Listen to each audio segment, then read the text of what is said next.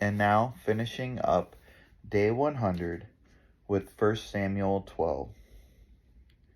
And Samuel said to all Israel, Behold, I have obeyed your voice in all that you have said to me, and have made a king over you.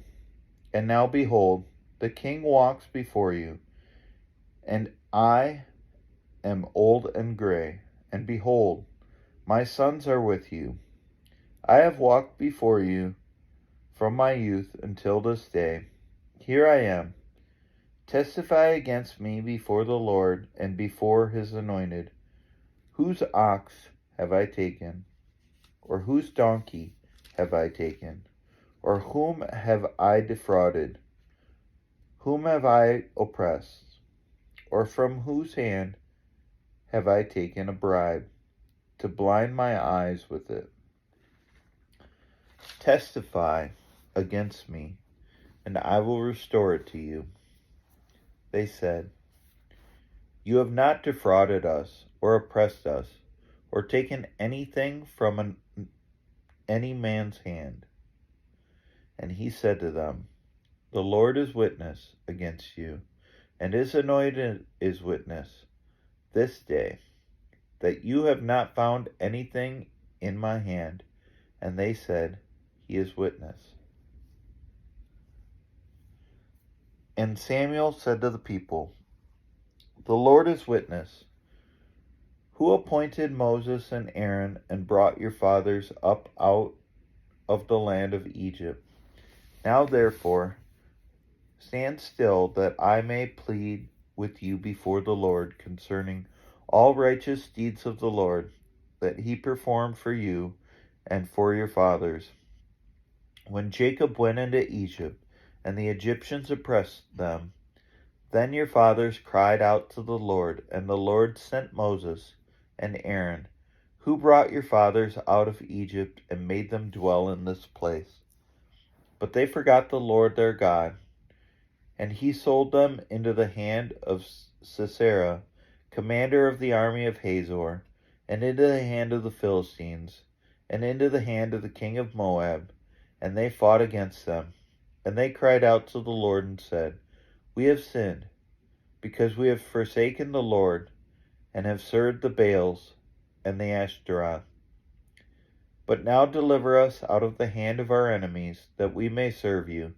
And the Lord sent Jerubbabel, and Barak, and Jephthah, and Samuel, and delivered you out of the hand of your enemies on every side, and you lived in safety. And when you saw Nahash, the king of the Ammonites, came against you, you said to me, No, but a king shall reign over us. When the Lord your God was your king, and now behold the king whom you have chosen, for whom you have asked, behold, the Lord has set a king over you. If you will fear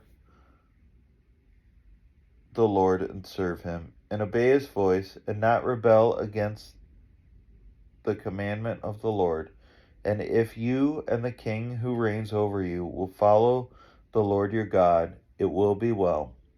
But if you will not obey the voice of the Lord, but rebel against the commandment of the Lord, then the hand of the Lord will be against you and your king. Now therefore, stand still and see this great thing that the Lord will do before your eyes. Is it not wheat harvest today?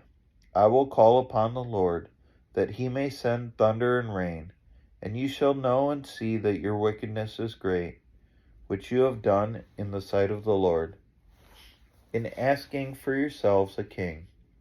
So Samuel called upon the Lord, and the Lord sent thunder and rain that day, and all the people greatly feared the Lord and Samuel. And all the people said to Samuel, Pray for your servants to the Lord your God, that we may not die, for we have added to all our sins this evil, to ask for ourselves a king.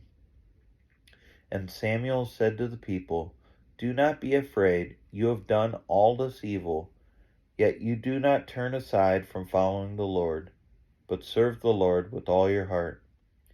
And do not turn aside after empty things that cannot profit or deliver, for they are empty. For the Lord will not forsake his people, for his great name's sake, because it has pleased the Lord to make you a people for himself.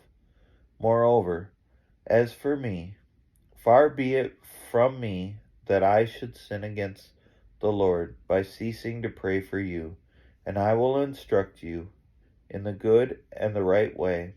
Only fear the Lord and serve him faithfully with all your heart, for consider what great things he has done for you. But if you still do wickedly, you shall be swept away, both you and your king. And this finishes up day 100. See you tomorrow.